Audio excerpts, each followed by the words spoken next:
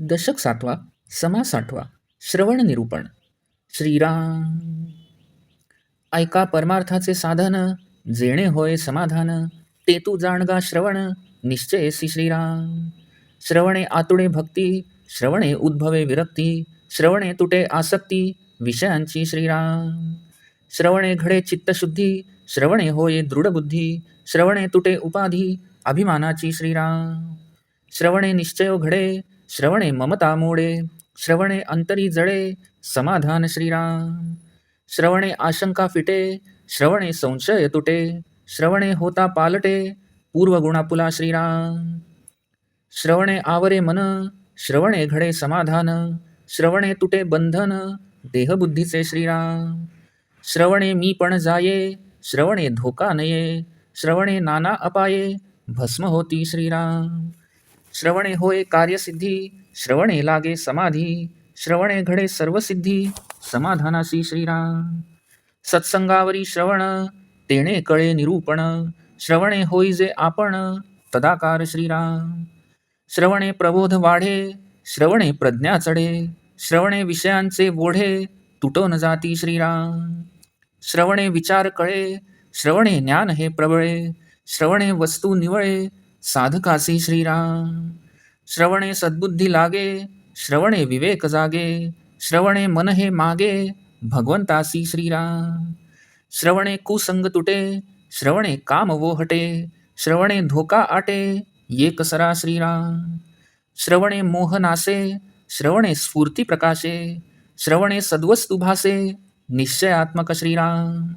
श्रवणे होय उत्तम गती, श्रवणे आतुडे शांती. श्रवणे पाविजे निवृत्ती, अचळ पद श्रीराम. श्रवणा ऐसे सार नाही, श्रवणे घडे सर्व काही. भवनदीचा प्रवाही, तरणो पाव श्रवणे श्रीराम. श्रवण भजनाचा आरंभ, श्रवण सर्वी सर्वारंभ. श्रवणे होय स्वयंभ, सर्व काही श्रीराम. प्रवृत्ती अथवा निवृत्ती, श्रवणे विण न घडे प्राप्ती. हे तो सकळास प्रचिती, प्रत्यक्ष आहे श्रीराम. ऐकिल्या विण कळेना, हे ठाऊके आहे जना. या कारणे मूळ प्रेतना, श्रवणाधी श्रीराम. जे जन्मी ऐकिलेची नाही, तेथे पडिजे संदेही. म्हणून या दुजे काही, साम्यता न घडे श्रीराम. बहुत साधने पाहता, श्रवणास न घडे साम्यता. श्रवणे विण तत्वता, कार्य न चले श्रीराम.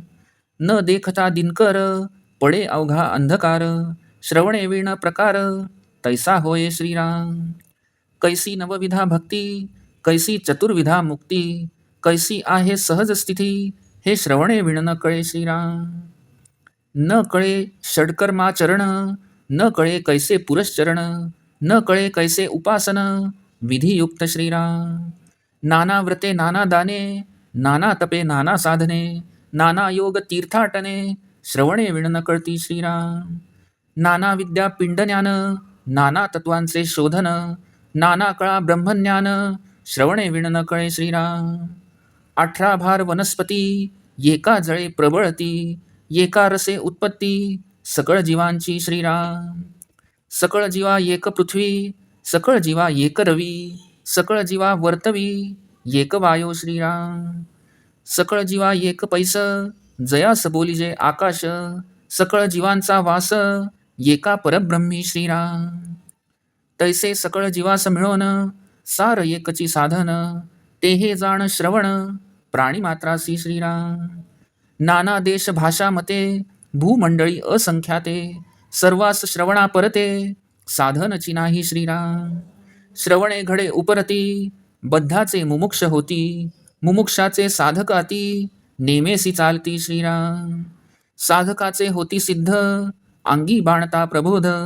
हे तो आहे प्रसिद्ध, सकळास ठाऊके श्रीराम. ठाईचे खळ चांडाळ, तेची होती पुण्यशीळ. ऐसा गुण तत्काळ, श्रवणाचा श्रीराम. जो दुर्बुद्धी दुरात्मा, तोची होय पुण्यात्मा. अगाध श्रवणाचा महिमा, बोलिला नवचे श्रीराम.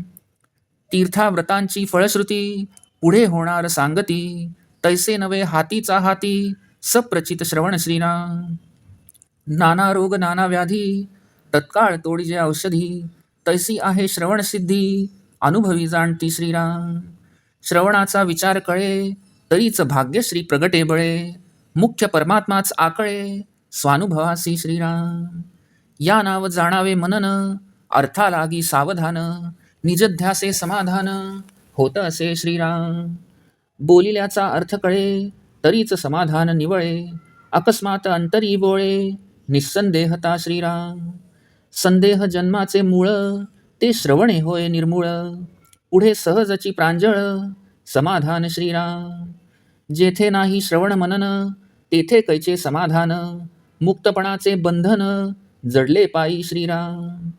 मुमुक्ष साधक अथवा सिद्ध, श्रवणे विणतो अबद्ध. श्रवण मनने शुद्ध, चित्तवृत्ती होय श्रीराम. जेथे नाही नित्य श्रवण, ते जाणावे विलक्षण. तेथे साधके एकक्षण, क्रमू नये सर्वथा श्रीराम. जेथे नाही श्रवण स्वार्थ, तेथे कैचा हो परमार्थ. मागे केले तितुके व्यर्थ, श्रवणे विण होय श्रीराम. तस्मात श्रवण करावे, साधन मनी धरावे. नित्य नेमे तरावे, संसार सागरी श्रीराम. सेविलेच सेवावे अन्न, घेतलेची घ्यावे जीवन. तैसे श्रवण मनन, केलेची करावे श्रीराम. श्रवणाचा अनादर, आळसे करी जो नर. त्याचा होय अपहार, स्वहितविषयी श्रीराम. आळसाचे संरक्षण, परमार्थाची बुडवण. या कारणे श्रवण, केलेची पाहिजे श्रीराम. आता श्रवण कैसे करावे, कोण्या पंथास पहावे. पुढिले समासी आघवे, सांगिजेल श्रीराम. इति श्रीदासबोधे गुरुशिष्य संवादे श्रवण निरूपण नाम समास 8वा समाप्त.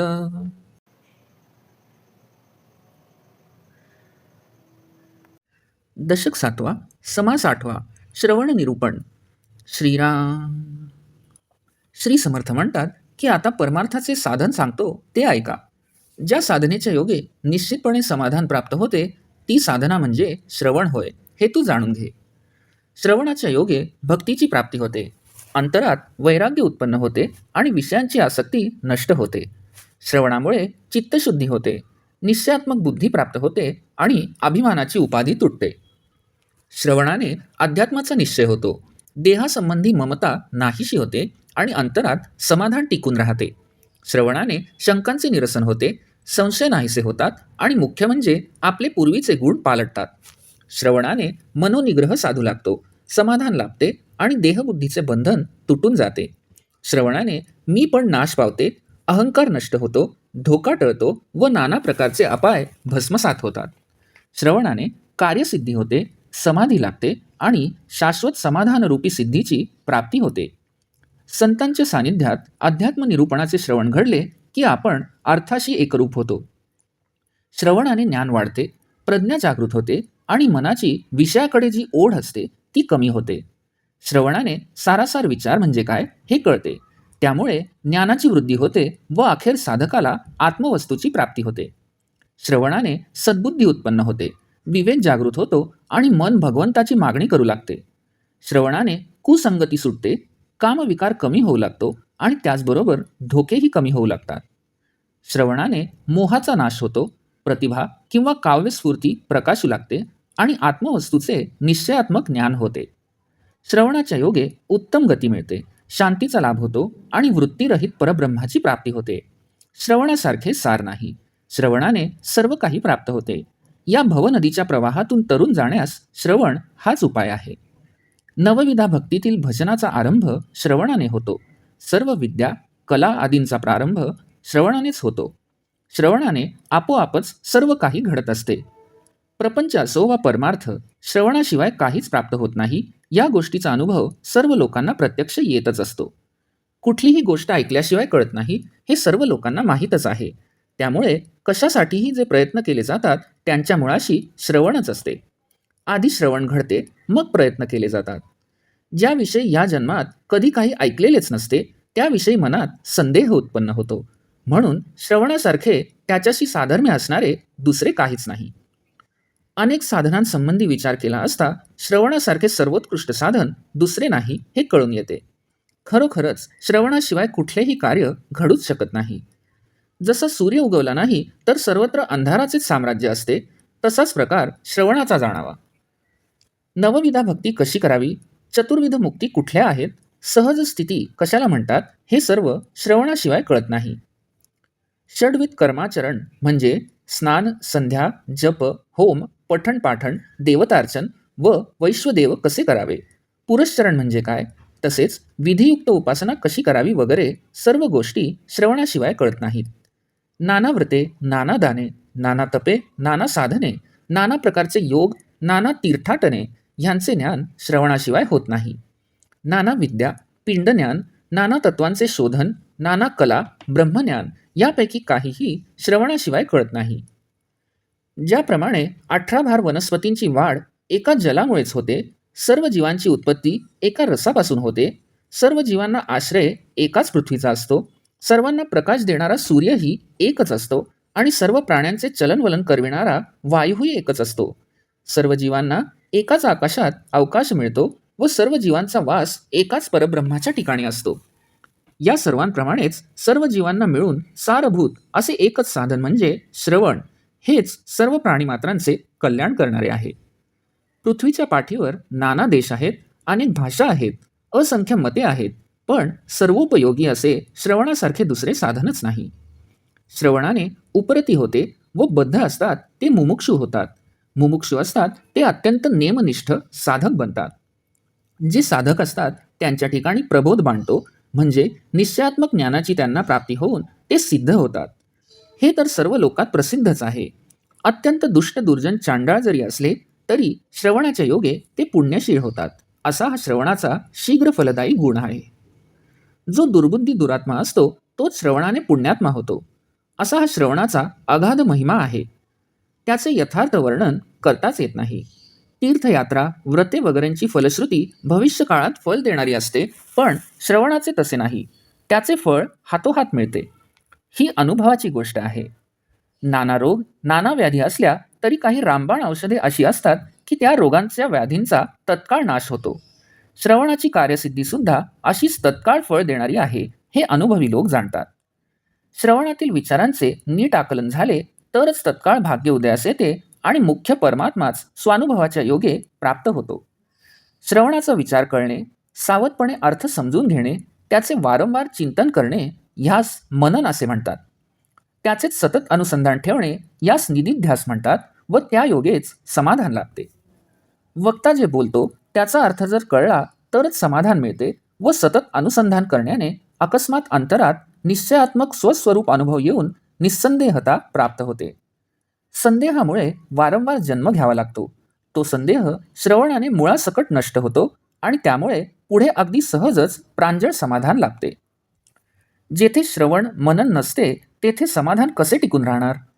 मी मुक्त झालो या अभिमानामुळे श्रवण मनन केले नाही तर मुक्तपणाच्या अभिमानामुळे तो बद्ध होतो. मुमुक्षु असो, साधक असो वा सिद्ध असो, श्रवण मननाशिवाय तो अबद्ध जाणावा. श्रवण मननानेच चित्तवृत्ती शुद्ध होते. ज्या ठिकाणी नित्य अध्यात्माचे श्रवण होत नसेल ते विपरीत जाणून साधकाने तेथे खरोखर एक क्षणभरही थांबू नये.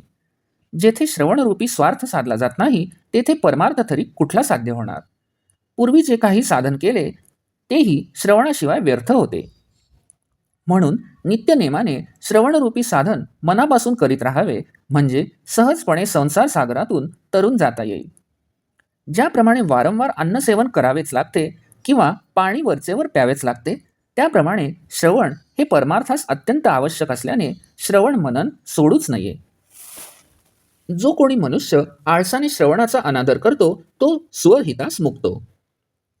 त्याच्या आळसाचे संरक्षण होते आणि परमार्थाची बुडवणूक होते. म्हणून असे होऊ नये यासाठी श्रवण केलेच पाहिजे. आता पुढील समासात श्रवण कसे करावे, कोणते ग्रंथ पाहावेत हे सर्व सांगितले जाईल. इति श्री दासबोधे गुरुशिष्य संवादे श्रवण निरूपण नाम समास 8वा समाप्त.